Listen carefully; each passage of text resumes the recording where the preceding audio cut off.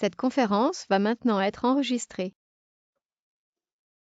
Voilà, bonjour à tous, donc bienvenue pour cette toute première formation du mois de juin. Il va y en avoir 4, donc on va en faire une par semaine, et puis je pense qu'on va réitérer un petit peu plus tard aussi, parce que je pense que c'est un bon format pour vous expliquer et vous présenter en fait les nouveautés du logiciel.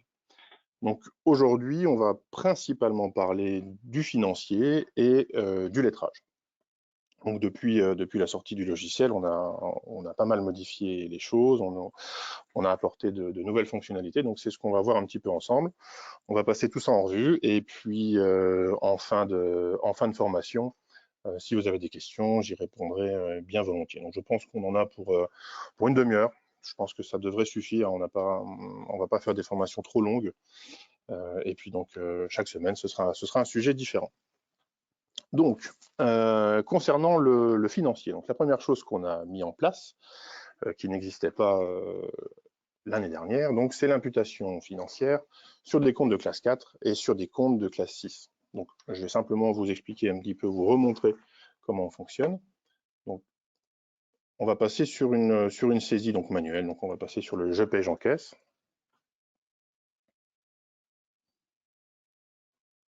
Et donc là, je retrouve l'interface de saisie manuelle. Voilà. On va mettre un encaissement. Et puis ici, donc vous voyez cette zone ici qui va vous permettre de saisir un propriétaire ou un fournisseur, on l'a étendu pour que vous puissiez saisir directement un compte comptable. Donc par exemple, on peut aller taper directement sur un compte de classe générale, par exemple le 416, il suffit juste de mettre le numéro, ou simplement vous pouvez même mettre une partie du libellé, ça fonctionne aussi. Voilà. Donc, par exemple, je mets sur le 417. Je vais mettre un montant. Donc évidemment, tout ce qui est imputation sur un compte de classe générale ou sur un compte de charge est exclu d'un quelconque lettrage. Donc on va simplement saisir un financier sur une contrepartie de compta général. Donc on va mettre ici effectivement un petit libellé, donc on va mettre encaissement d'hiver par exemple, une date, 1er janvier 2022, et puis éventuellement un numéro d'extrait. Donc il suffit simplement de valider. Voilà, l'enregistrement est fait, on revient sur la page de saisie, et donc évidemment si vous allez sur la balance générale, vous allez retrouver ce mouvement. Attendez, je suis en 2021, donc je vais passer en 2022. Voilà. Et donc mes créances douteuses ici sont bien créditées de 50, et ma banque, elle, est débitée du même montant. Donc, plus intéressant maintenant, on va faire la même chose, mais sur un compte de charge, donc pour que ça apparaisse directement dans l'état des dépenses et pour que ça soit pris en compte dans les décomptes. Donc, la manipulation est la même. J'encaisse. On va prendre l'exemple, par exemple, de frais bancaires. Numéro d'extrait. Et donc ici, je vais chercher mon compte de charge directement. Donc, par exemple, un 650. Je sélectionne mon compte de charge. Le logiciel détecte automatiquement qu'il s'agit d'un compte de charge, et donc il va vous proposer une saisie extra-comptable du montant. Donc par exemple, on va mettre, peu importe, on va mettre 3,79 €.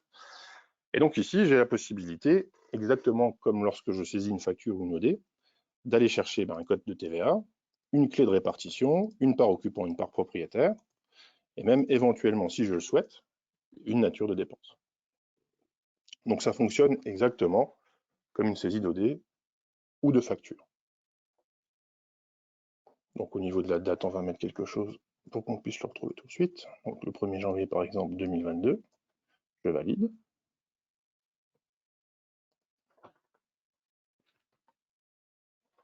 Donc au niveau de notre balance, on voit bien évidemment que les frais bancaires ont bien été imputés, crédités. Oui, j'aurais dû effectivement, j'ai fait une erreur, j'ai fait un encaissement plutôt qu'un paiement, mais l'idée reste la même. Et donc si je vais dans mon état des dépenses,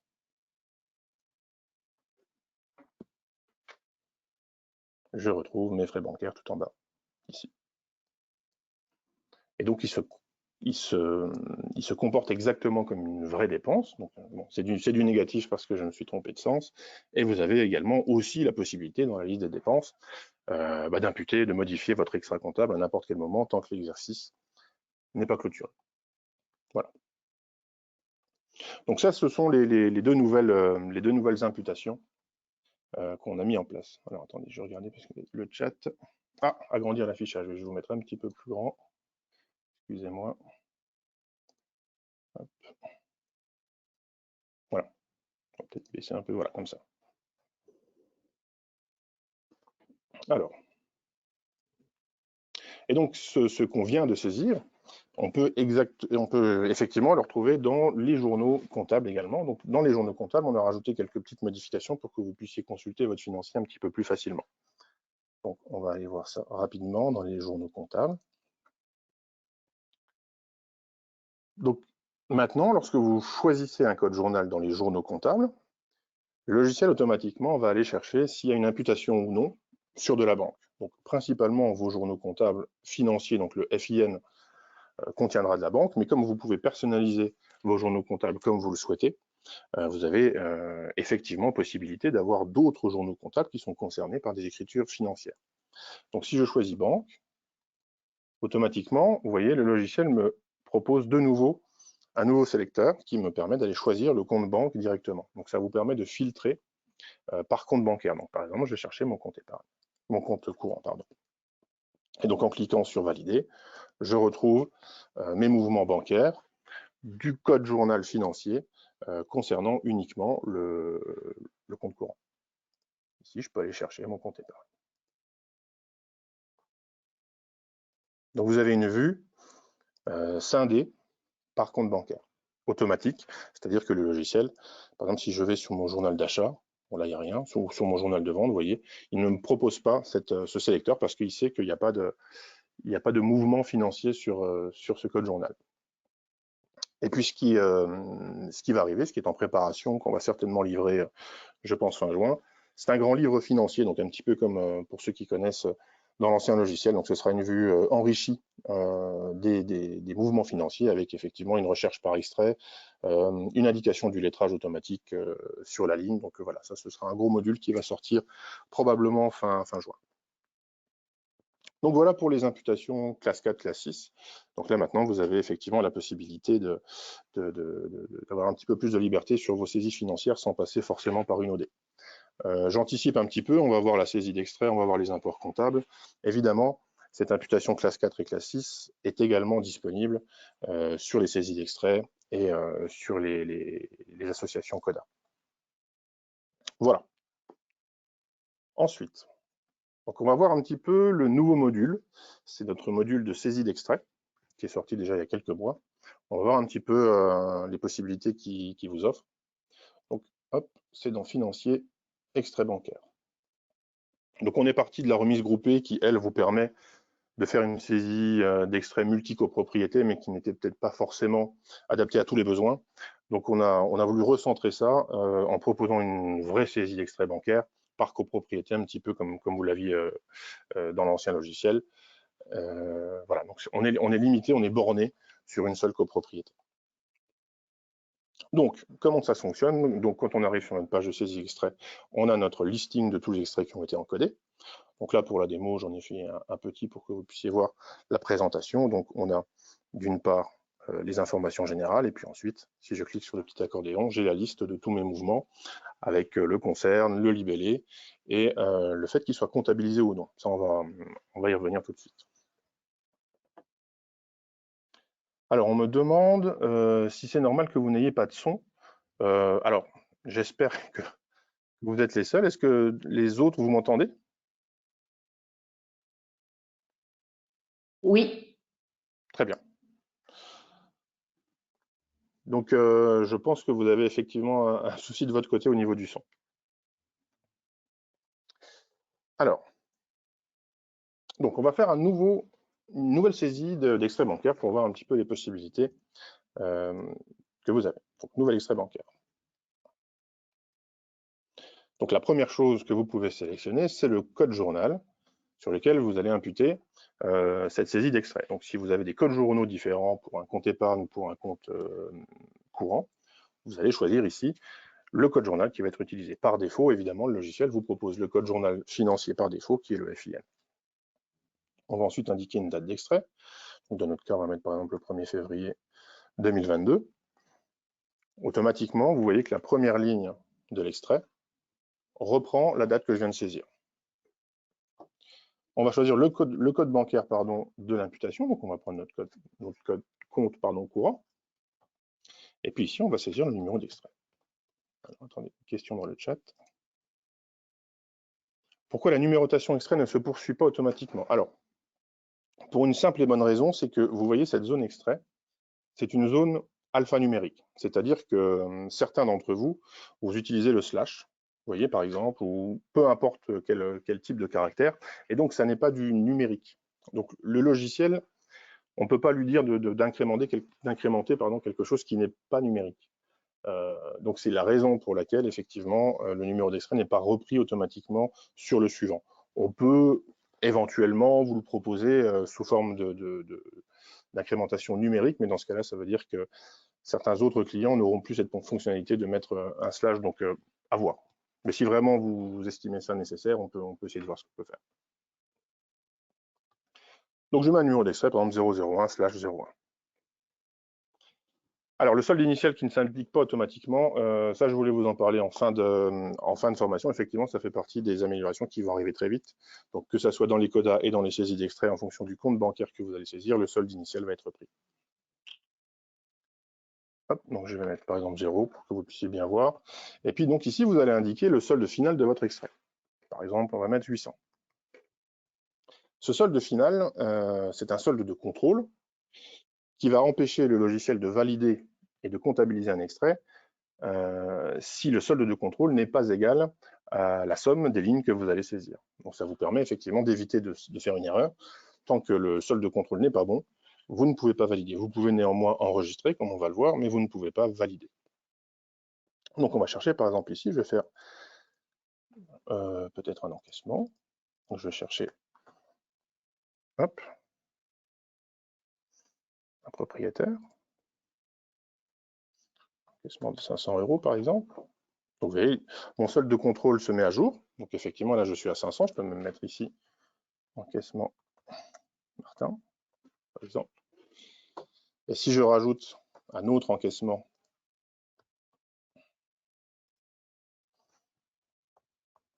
pour un montant de 300, vous voyez que j'ai la petite pastille verte qui s'affiche. Et donc là, je vais pouvoir comptabiliser directement mes extraits. Donc je vais mettre par exemple 200. Vous voyez, si je mets 200, mon solde de contrôle n'est pas atteint. Donc le bouton aperçu et validation est grisé. Par contre, je peux toujours enregistrer. Donc si je clique sur enregistrer, ah oui, non, pardon, je vous dis une bêtise, effectivement. Tant que le solde n'est pas bon, vous ne pouvez pas enregistrer. Donc là, ici, on va mettre, hop, 300. Et donc, vous avez l'aperçu et la validation. Alors, qu'est-ce que vous avez dans cette fenêtre? Donc, vous avez déjà la possibilité de contrôler toutes les lignes que vous avez saisies. Et en plus, on vous permet d'imprimer un petit document PDF qui reprend, en fait, sous forme présentée, les informations que vous avez saisies dans cet extrait. Donc ici, on a bien extrait bancaire 001/01, la date de création, la date d'extrait, le solde initial, le solde final, et puis les détails. Alors, il faudrait que la communication structurée soit indiquée à côté des copros. Oui, pourquoi pas. Effectivement, on peut vous rajouter la communication structurée.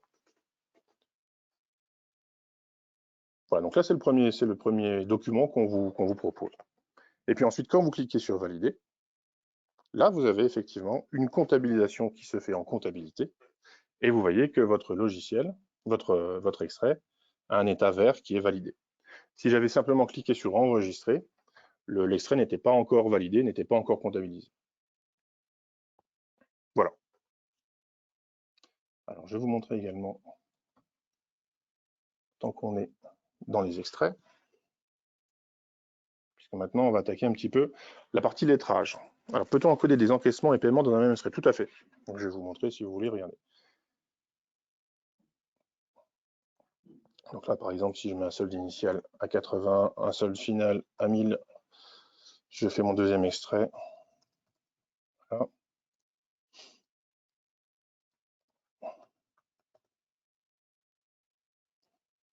Donc je peux mettre très bien, par exemple, un encaissement de 300. Donc vous voyez que le solde n'est pas bon. j'ajoute une ligne, et puis ici dans le type mouvement, je mets paiement. Donc là, principalement, je vais aller chercher un fournisseur. Je mets 100 € de paiement. Et donc là, le solde de contrôle est validé. Et on peut cliquer sur enregistrer. Je pense, de ce que je viens de voir, parce que je me suis fait avoir tout à l'heure là, je pense que le bouton enregistrer ne devrait pas vous renvoyer de message d'erreur à partir du moment où le solde de contrôle n'est pas bon. À mon sens, le solde de contrôle n'est valable, ne doit se vérifier que lorsque l'on souhaite comptabiliser. Donc je pense qu'on va faire sauter cette petite vérification, au moins sur l'enregistrement, pas sur la comptabilisation. Donc voilà, je clique sur enregistrer par exemple, vous voyez. Donc mon extrait est bel et bien enregistré. Si je retourne sur ma liste, je les ai ici. Mais il n'est pas validé. Alors pourquoi les extraits encodés via Coda n'apparaissent pas dans les extraits? Si vous voulez, ce sont deux méthodes différentes. Les Coda, vous les récupérez, ils sont automatiquement matchés, lettrés et validés. Là, l'extrait bancaire, c'est le pendant un petit peu manuel pour ceux qui n'ont pas de Coda. Ça ferait d'ailleurs, ça ferait doublon d'avoir effectivement d'un côté les extraits bancaires et puis de l'autre les extraits Coda qui finalement vous afficheraient les mêmes données mais présentées d'une manière différente. Donc les extraits bancaires, finalement, c'est peut-être effectivement pour les petites copropriétés ou pour ceux qui n'utilisent pas les codas. Puisque les codas, finalement, c'est la récupération automatisée de vos extraits. Ça vous empêche de les saisir. Donc voilà pour la saisie d'extrait. Donc effectivement, vous voyez, tant que mon extrait n'est pas validé, je peux encore le supprimer, je peux encore le modifier via le petit bouton bleu. Je peux faire tout ce que je veux tant que celui-ci n'est pas validé. Autre chose, si par exemple vous souhaitez supprimer ou contrepasser une écriture qui est présente dans un extrait, vous avez la possibilité de le faire. Et dans ce cas-là, l'extrait se dévalide automatiquement et il va falloir que vous réencodiez, enfin que vous revalidiez cet extrait pour avoir l'écriture que vous souhaitez modifier. Voilà. Alors maintenant, on va aborder le sujet le plus important de cette petite formation, qui est le lettrage.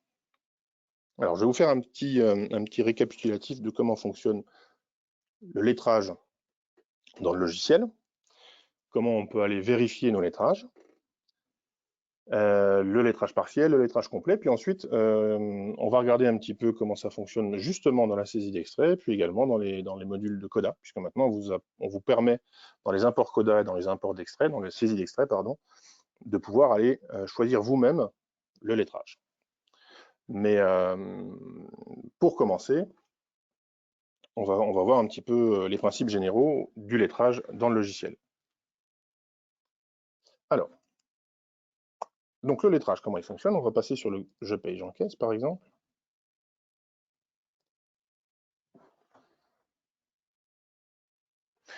Donc ce que je vous montre sur le Je paye, j'encaisse, finalement, c'est valable sur la totalité des saisies d'extraits du logiciel. Donc, que ce soit pour le Coda ou que ce soit pour les extraits bancaires, c'est valable aussi. Donc je vais faire par exemple, je ne vais rien chercher, je vais directement aller chercher un fournisseur. Voilà, donc là, je vais chercher mon fournisseur syndic. J'ai le solde de fournisseur, donc vous pouvez cliquer pour voir effectivement. Donc là, on voit effectivement qu'on a toute une série d'honoraires à 580 €. Si je mets par exemple un encaissement de 1000 € sur ce fournisseur-là, alors je vais mettre un numéro d'extrait pour que ce soit plus propre. Une date par exemple au 1er avril 2022. Je mets 1000 €. Pour aller chercher un lettrage, je clique sur le petit bouton valider juste en dessous. Si vous cliquez sur le bouton valider en bas à droite, donc le bouton général, ça va vous faire un encaissement libre. Donc l'idée, effectivement, au moins dans le Je paye, j'encaisse, c'est de cliquer sur valider ici pour que le logiciel vous propose un lettrage. Alors je me suis trompé, c'est un paiement. Voilà.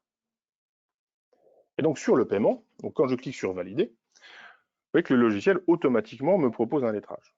Alors qu'est-ce qu'il me propose? Puisqu'il ne trouve pas de matching, il va me proposer de lettrer la dette la plus ancienne. Donc la dette la plus ancienne, c'est effectivement mes honoraires de janvier pour un montant de 580. Et puis comme j'ai encodé 1000 €, il reste 420 à lettrer, donc automatiquement, il va reporter ces 420 sur la dette suivante, qui est en fait la facture d'honoraires du mois de février. Ça, c'est le fonctionnement automatique du logiciel. C'est-à-dire que quand vous allez saisir quelque chose dans le CODA, si vous ne changez rien, c'est ce qui va se passer. Il va aller chercher la dette la plus ancienne, il va la lettrer, il va remonter jusqu'à ce que le lettrage soit complet. Alors par exemple, si vous êtes dans le jeu paye-j'encaisse, si ce lettrage ne vous convient pas, vous avez un petit bouton lettrage manuel, où là, le logiciel vous propose d'aller lettrer autrement. C'est-à-dire que là, il vous propose toutes les imputations finalement ouvertes, parce que ce n'est pas forcément que des factures, ça peut être aussi de l'OD. Toutes les écritures qui ne sont pas encore lettrées, il vous les propose. Et puis là, vous pouvez faire exactement ce que vous voulez. Donc, vous pouvez mettre 200 € ici, vous pouvez mettre 280 ici, et puis 100 ici, par exemple. C'est 420. Donc, vous voyez, il reste encore 420, donc je vais mettre 420 ici. Et donc, dès qu'on arrive à 1000 €, vous voyez que le logiciel va tout bloquer. Il vous dit, OK, c'est bon, les 1000 € sont lettrés, on peut valider. Donc ça, c'est la deuxième chose, c'est le lettrage manuel. Le lettrage manuel, c'est vraiment dans le cas où vous souhaitez faire ce que vous souhaitez. En plus du lettrage chronologique et du lettrage manuel, on a tout d'abord une chose qui s'opère au début, c'est un lettrage intuitif. Donc, je vais vous montrer. Donc, vous avez vu que sur le solde du fournisseur, on a des honoraires à 580. Si par exemple, je mets un montant de 1160 sur ce fournisseur-là, et que je valide. Là, ça n'a pas trop de sens parce que les montants sont les mêmes. Donc, 1160, il voit que effectivement, ces 1160 correspondent exactement à la somme de 2 factures encore ouvertes. Si par exemple, j'avais une autre facture à 400 à la place de la deuxième qui était à 580 et que je mettais 980, il m'aurait proposé automatiquement ce lettrage, en faisant fi d'une éventuelle chronologie. C'est-à-dire que le lettrage intuitif, il va sauter la chronologie et il va essayer d'agréger en fait plusieurs montants, de les additionner pour voir si effectivement ça peut correspondre au montant qui est saisi. S'il trouve une correspondance, il vous l'affiche en vert. Donc vous voyez là, effectivement, il vous met, j'ai trouvé, les deux premières factures font exactement 1160, est-ce que ça vous convient? Si ça ne vous convient pas, vous avez toujours la possibilité de cliquer sur lettrage chronologique. Donc là, vous voyez, il recommence comme tout à l'heure, mais là, finalement, c'est le même parce que les montants sont les mêmes. Ou encore, vous pouvez de nouveau passer sur un lettrage manuel.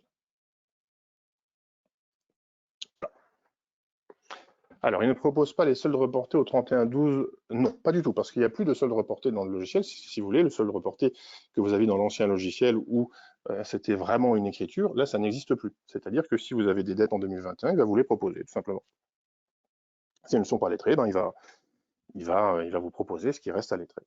Donc le solde, l'écriture, si vous voulez, de début d'exercice de solde d'ouverture n'existe plus dans le logiciel, sauf quand vous faites une ouverture de bilan sur le premier exercice saisi. Là, effectivement, vous allez avoir un lettrage qui se propose sur le solde ouvert, mais ensuite, d'exercice en exercice, que vous clôturiez ou non, votre solde reporté et vos factures ouvertes vont continuer à vivre indéfiniment tant qu'elles ne sont pas lettrées.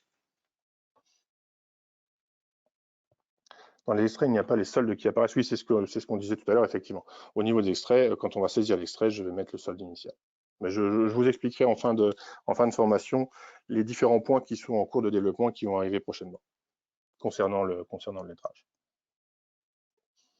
Donc, voilà pour le lettrage. Au moins les 3 types de lettrage. Donc, maintenant, ce que je vais vous montrer, c'est comment identifier un lettrage. Donc, on va commencer par quelque chose d'un peu plus différent. Donc voilà, je mets par exemple 400 € sur un paiement au mois d'avril 2022 sur ce fournisseur-là. Donc automatiquement, quand je mets le montant, vous voyez qu'au-dessus, le libellé est rempli automatiquement en mettant paiement et puis le libellé de la facture. Donc je fais volontairement, si vous voulez, un paiement d'honoraires qui est partiel et pour un montant de 400 €. Je valide. Donc là, mon paiement est bien passé et donc on va aller voir tout de suite. On va commencer par aller voir dans le compte du fournisseur. Peut-être dans la balance des tirs, ce sera plus simple. Et donc ici, voilà. Donc là, j'ai mon compte, le compte fournisseur, le SOGIS Démo Syndic. On voit bien effectivement que mon paiement ici, saisi au 1er avril, il est encodé. Sur cette vue simplifiée, vous ne voyez pas le lettrage. Si vous cliquez sur vue détaillée, vous voyez que l'information, vous avez beaucoup plus d'informations. Donc là, vous avez toute l'extra comptable et tous les autres paramètres comptables qui s'affichent. Et donc parmi ceux-là, vous avez ici code lettrage et date lettrage. Donc la date de lettrage, c'est la date à laquelle l'écriture a été lettrée. Donc dans notre cas, on voit bien que les 400 € du paiement ici ont bien été lettrés avec la toute première écriture d'honoraires du mois de janvier. On le voit parce que la date lettrage est la même et parce que le code lettrage est le même. Alors, sur les codes lettrage, on a une codification. Les lettrages complets financiers commencent par un F, les lettrages de contrepassation commencent par un C, et les lettrages partiels n'ont pas de lettres. Donc là, on voit effectivement que c'est un lettrage partiel, parce que je n'ai aucune lettre qui s'affiche, et ça veut dire que le lettrage n'est pas complet. C'est-à-dire que d'un côté, on a 400 €, puis de l'autre côté, on a 580. Donc on a un lettrage qui est incomplet. Donc ça, c'est déjà, vous pouvez déjà voir le lettrage sur un compte tiers, client, enfin propriétaire, pardon, ou fournisseur. Mais vous pouvez également aller un petit peu plus loin dans les journaux comptables.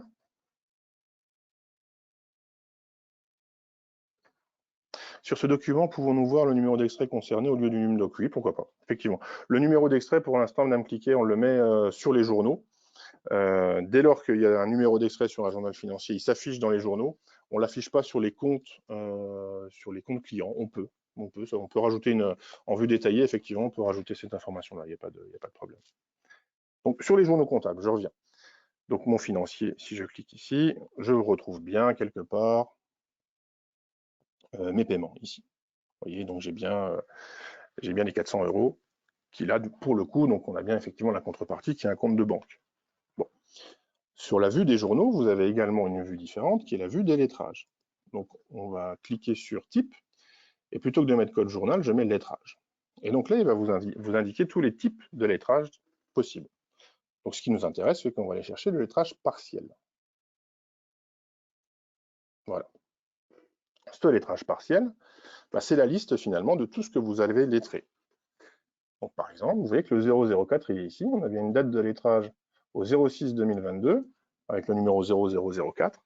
Et puis on a nos deux lignes qui ont été lettrées tout à l'heure, 580 d'un côté et 400 de l'autre. Dès lors que vous avez un lettrage complet, donc on va aller sur le financier, là vous voyez que c'est des vrais lettrages qui sont complets. Donc on a effectivement du 1 pour 1 solde nul.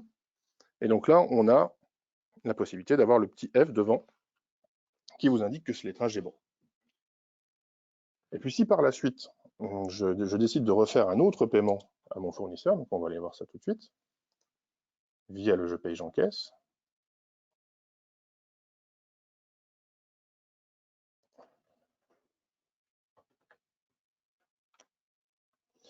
Donc je vais rechercher le même fournisseur.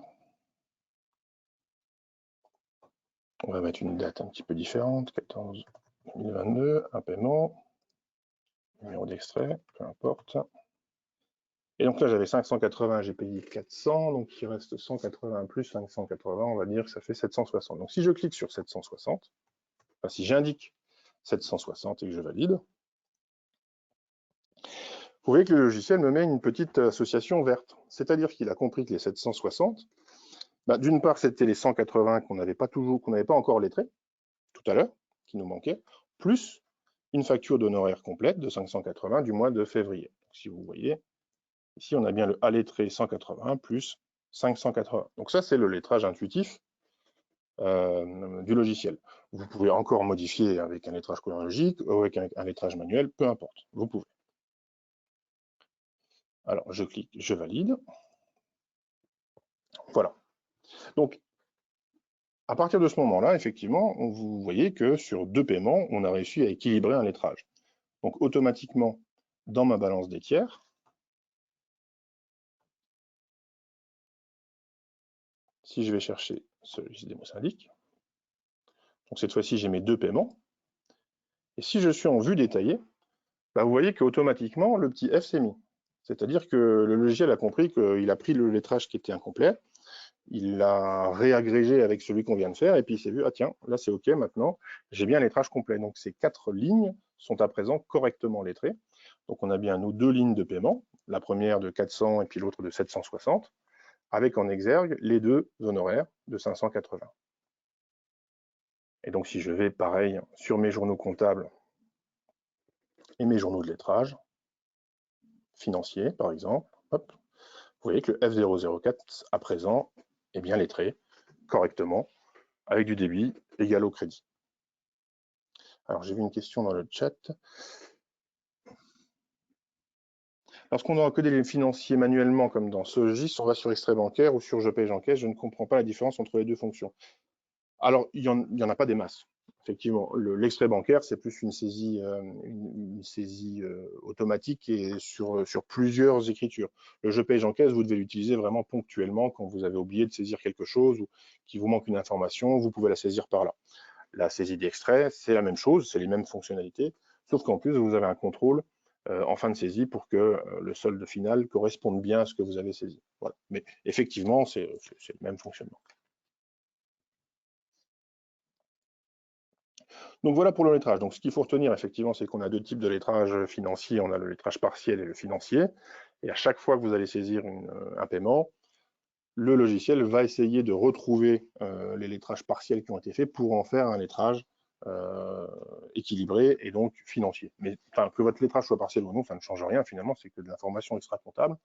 Et vous avez toujours la possibilité de contrôler ça. Alors, je fais une petite parenthèse sur le lettrage. Maintenant, vous avez la possibilité de supprimer un lettrage. Vous voyez, donc là, on est effectivement sur le lettrage financier, donc que ça soit financier ou que ça soit partiel. Vous avez la possibilité de le supprimer via cette petite corbeille. Alors attention, c'est quelque chose à prendre, il faut faire très attention parce que la suppression d'un lettrage, pour le moment, et j'insiste bien pour le moment, ne vous permet pas de relettrer a posteriori cette écriture de financier. On va en parler d'ici quelques minutes, mais vous avez déjà ici, sur ces vues de lettrage, la possibilité de supprimer un lettrage. Alors évidemment, si vous contrepassez une écriture financière directement, le lettrage automatiquement est également supprimé. Mais vous pouvez garder l'opération et supprimer le lettrage en cliquant sur cette petite corbeille. Voilà. Et donc si on revient maintenant sur nos saisies d'extrait, et donc je pense que je terminerai avec ça, avec ces deux points-là. Vous voyez, par exemple, si je prends cet extrait qui n'est pas encore validé, j'ai la possibilité ici, en cliquant sur ces petits boutons de lettrage, de récupérer la même vue que j'ai dans le je paye j'encaisse.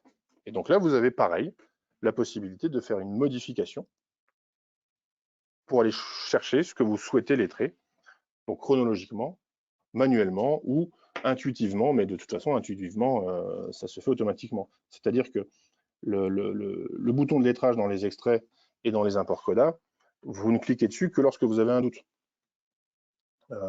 Et par défaut, il vous propose de toute façon, quand vous cliquez dessus, il vous montre ce qu'il va vous proposer, ce qu'il va lettrer.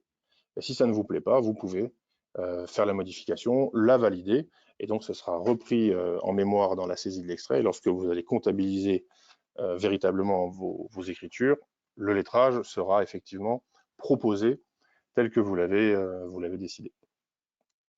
Si entre-temps, c'est-à-dire que vous commencez à saisir un extrait, vous proposez des lettrages sans les comptabiliser, puis que par la suite, un collaborateur saisit d'une manière différente le lettrage, vous allez avoir un petit message d'erreur qui vous dit attention, le lettrage que vous aviez proposé hier, par exemple, n'est plus valide parce qu'entre-temps, quelqu'un d'autre a lettré. Donc il y a aussi ce petit contrôle qui se fait pour pas que vous ayez un double lettrage qui serait pas propre du tout. Donc sur les extraits bancaires, on l'a, et puis vous voyez sur les CODA,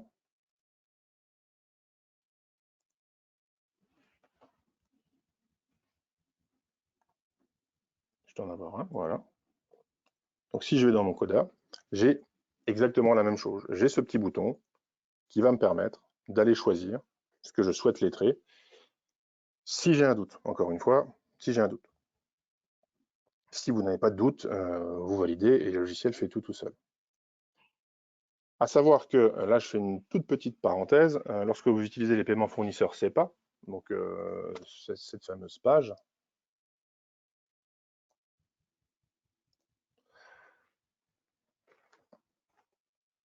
quand est-ce que le problème avec les KBC sera résolu? On est dessus, justement, effectivement. On va reprendre un peu les principes de l'ancien logiciel, mais on va les améliorer pour que le matching soit encore plus propre. Donc, effectivement, il y a KBC qui fournit encore les codes, les comptes banques à l'ancien format, et donc le matching automatique sur un CODA ne se fait plus. Ne se fait pas, parce qu'effectivement, lui, il attend de l'IBAN. Et donc là, ce qu'on est en train de mettre en place, c'est d'abord une détection sur les chiffres communs, et puis ensuite un stockage de cette information. Lorsque vous allez réimporter un CODA de la même banque, vous aurez à voir effectivement l'association automatique. Ça, c'est en cours, et je pense sans trop m'avancer que, alors peut-être pas cette semaine, mais la semaine prochaine, ce sera dedans. Ce sera livré. Donc, je reviens effectivement sur les paiements SEPA. Donc, quand vous faites des paiements SEPA sur les fournisseurs, ça vous fait des factures, enfin des écritures en attente. Donc, la facture est considérée comme payée, mais rien n'apparaît en comptabilité. Et vous avez donc une espèce de quatrième type de lettrage qui a la priorité sur les autres. C'est que d'abord, on va chercher si cette facture, quand je récupère ça dans le CODA, elle a déjà été payée et elle est considérée comme une facture en attente. Si c'est le cas, automatiquement, le logiciel va transformer cette facture en attente, ce paiement en attente, pardon, en paiement définitif et réel. Donc là, il n'y a rien qui se calcule. On sait que cette facture a été payée, que l'écriture financière est en attente. On la récupère sur le CODA, ça fait le matching et ça transforme l'écriture en attente en écriture définitive. Donc voilà, ça c'était pour être tout à fait complet avec ce quatrième type de lettrage, mais qui finalement n'en est pas réellement. Hein. C'est juste une correspondance qui va chercher automatiquement. Voilà, donc je pense qu'on a fait plus ou moins le tour. Il me reste quand même à vous présenter ce qu'on a dans les tuyaux et ce qui va sortir incessamment sous peu. Vous avez vu qu'effectivement, ces dernières semaines, on a sorti beaucoup de nouvelles fonctionnalités. Donc là, on va continuer cette semaine encore et puis la semaine prochaine. Donc, ce qui nous reste en fait à produire. Donc, je vous ai montré tout à l'heure, alors on va y retourner, dans les journaux comptables, la possibilité d'aller supprimer un lettrage.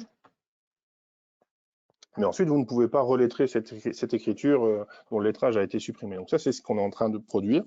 Donc si vous allez maintenant dans un code journal, vous allez chercher votre financier, par exemple, ce fameux paiement-là, celui-ci, par exemple, vous allez avoir la possibilité, via un petit bouton exactement identique tel qu'il était dans les extraits et dans les codas, où vous allez pouvoir reletrer une écriture qui n'est plus lettrée.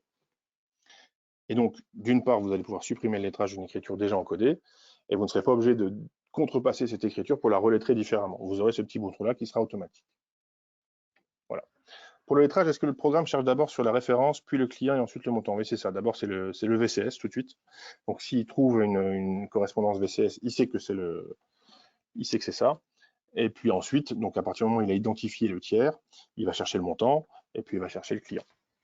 S'il n'y a pas de VCS, il remonte avec le montant et le client. Mais si vraiment il n'y a pas de matching complet, il vous propose la saisie. Donc, il ne va jamais vous proposer quelque chose dont il n'est pas sûr. Donc voilà, donc très prochainement, donc le lettrage, ce que j'appelle moi le lettrage a posteriori, c'est-à-dire que vous allez pouvoir réassigner un lettrage sur une écriture déjà passée.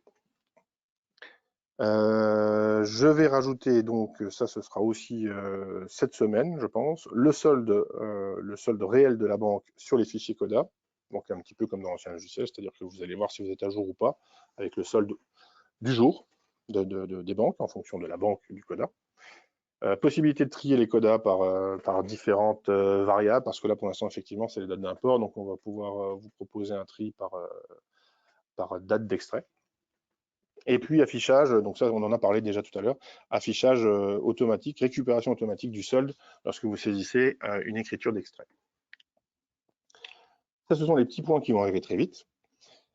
Et puis donc il y a quelque chose d'un peu plus gros qui commence déjà, on commence déjà à travailler dessus. C'est quelque chose que j'aimerais vous proposer assez rapidement. Donc c'est un module automatisé de relettrage. C'est-à-dire qu'à n'importe quel moment, exactement comme le petit module de renumérotation de facture que vous avez dans l'exercice, si vous voyez qu'à un moment dans l'exercice, vous êtes un petit peu perdu sur le lettrage, qu'il y a des lettrages qui ne fonctionnent pas et que vous ne souhaitez pas tout revoir à la main, j'aimerais qu'on ait un module d'automatisation de lettrage, donc où vous puissiez voir d'un coup d'œil toutes vos écritures financières, toutes vos imputations, les lettrages sous forme graphique et simple, et que vous puissiez modifier ça comme vous le souhaitez. Donc sur un seul écran, vous aurez effectivement la totalité avec des moteurs de recherche, etc. Vous allez pouvoir faire vos matchings de lettrage proprement, sans être obligé de faire une vérification à droite et à gauche. Mais en plus de ça, j'aimerais que le programme vous propose un lettrage automatisé, donc c'est une proposition, une suggestion sur tout l'exercice. C'est-à-dire qu'à n'importe quel moment, vous allez cliquer sur ce bouton, le logiciel va faire en sorte qu'il n'y ait plus de lettrage, donc il va considérer qu'il n'y a plus aucun lettrage dans le logiciel, dans l'exercice, pardon, et donc il va reprendre du début, il va y avoir quand même un temps de calcul assez conséquent, et il va essayer de vous relettrer tout l'exercice correctement, en fonction du lettrage intuitif, et puis effectivement d'autres paramètres, les VCS, etc., etc. Et donc si ce lettrage vous convient, donc ce sera vraiment une vue graphique, une vue simple avec du vert, du rouge, ce qui est OK, ce qui n'est pas OK, vous n'aurez plus qu'à valider. Et si ça ne vous convient pas, la modification sera facile et sera surtout centrée sur un seul point d'entrée, ce sera ce module-là. Donc ce sera vraiment un module globalisé, généralisé par exercice, de lettrage et de relettrage finalement automatisé. Donc ça, vous doutez bien que c'est un petit peu plus long à mettre en place. Moi, j'ai déjà un petit peu réfléchi à la chose, à l'ergonomie, donc ça suit son cours. J'aimerais vous proposer ça, moi, pour l'été, donc pour les vacances. Je pense qu'on aura le temps de placer cette chose-là. On va peut-être la livrer progressivement, mais moi, c'est quelque chose qui me tient à cœur et je pense que ça pourrait être un bon plus, ce lettrage complètement automatisé. Ça vous ferait gagner du temps. Pourquoi ne pas garder la page du code en cours quand on encode et on revient? Alors, c'est-à-dire, lorsque vous êtes sur les codas, quand vous passez sur les codas, le logiciel automatiquement il reprend, vous voyez tout ce que vous avez choisi ici, il garde en mémoire en fait votre moteur de recherche, et donc quand vous allez dans un coda et que vous revenez, vous êtes sur la page que vous avez sélectionnée au préalable. Donc voilà, je pense que j'ai fait un petit peu le tour de ce dont je souhaitais vous parler. J'espère avoir été clair. Je suis désolé si ce n'était pas le cas. Si vous avez des questions, n'hésitez pas. Je suis là pour ça. Des suggestions également. Et puis voilà. Alors, bilan des comptes et récap de frais. Oui, ça, le décompte complet par mail, c'est le gestionnaire de fichiers. Il est prêt. Donc, on est en test. Donc, bon, on est un petit peu hors sujet là, mais vous allez, alors je pense cette semaine, je suis même certain, vous allez pouvoir, lorsque vous envoyez un décompte, on va vous proposer de cliquer en fait sur un bilan, sur une balance générale, sur une liste des dépenses. Vous allez pouvoir joindre ça directement à vos décomptes et ça partira dans les mails. Ah, vous parlez de la pagination, oui. Et comme les KBC ne fonctionnent pas, oui, bah ça de toute façon, effectivement, à partir du moment où le problème sur le KBC est résolu, ben, vous aurez effectivement un moteur de recherche qui sera un petit peu plus adapté, parce que là, effectivement, si vous faites 10 fichiers KBC et que le logiciel n'est pas capable de vous faire l'association avec une copropriété, bah forcément, il va vous mettre ça dans une copropriété à assigner, quoi. Il ne trouve pas. Donc ça sera résolu et donc vous n'aurez plus ce problème-là.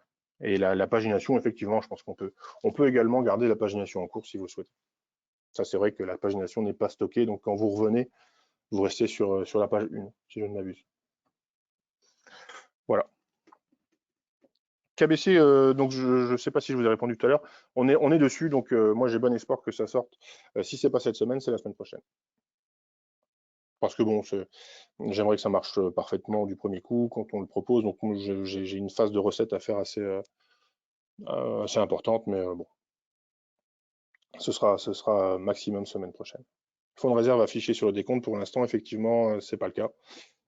J'ai pas encore planifié ça, donc ça va voir. Vous l'avez dans la situation de compte, hein, le fonds de réserve sur le décompte.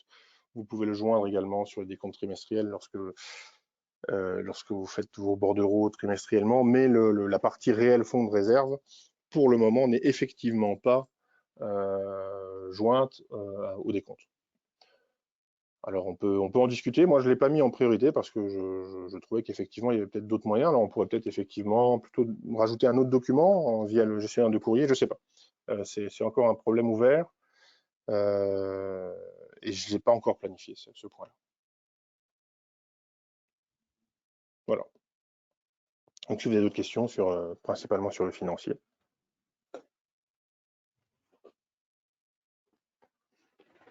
Alors, un souci avec certains codas qui ne se mettent pas dans la copro, mais dans l'ensemble, avec Belfius. Bah, écoutez, si vous pouvez m'envoyer un petit mail avec un exemple de fichier coda, comme ça, moi, je regarderai directement chez vous. Il se peut que ça soit le même souci ou un problème de matching au niveau du compte bancaire, quoi qu'il arrive. Donc, faites-moi un petit mail. Comme ça, moi, je regarde ça et puis je peux vous apporter une réponse encore aujourd'hui, hein. Oui, alors effectivement, Madame Weber, pour les comptes BCE, lors des imports en multiline, les frais bancaires ne sont pas séparés des factures fournisseurs et effectivement, ça pose problème. Donc ça, c'est un problème connu et on va le résoudre. Alors, on n'est pas encore dessus. C'est dans le planning, donc je pense qu'avant fin juin, ce petit problème sera résolu. Effectivement. Donc ça vous fausse en fait le montant parce que les frais bancaires, ils sont pas séparés. Donc c'est pas propre.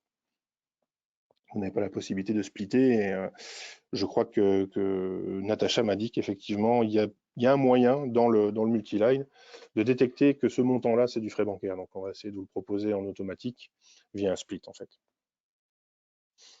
Voilà.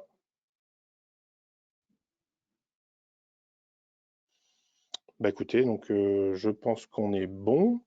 On se revoit la semaine prochaine, donc pour la prochaine. Il y en a 4 de prévus au mois de juin. Si le format vous plaît, bah écoutez, je pense qu'on en refera parce que moi, je pense que c'est assez utile et puis intéressant d'avoir, d'une part, de vous présenter les nouveautés et puis d'avoir vos retours et vos questions et vos suggestions directement en live. C'est quelque chose qui, pour moi, est assez intéressant et sain, justement. Je pense que c'est une relation saine qui devrait perdurer comme ça. Voilà. Je vous remercie beaucoup pour votre attention et puis je vous dis donc à mardi prochain. Au revoir.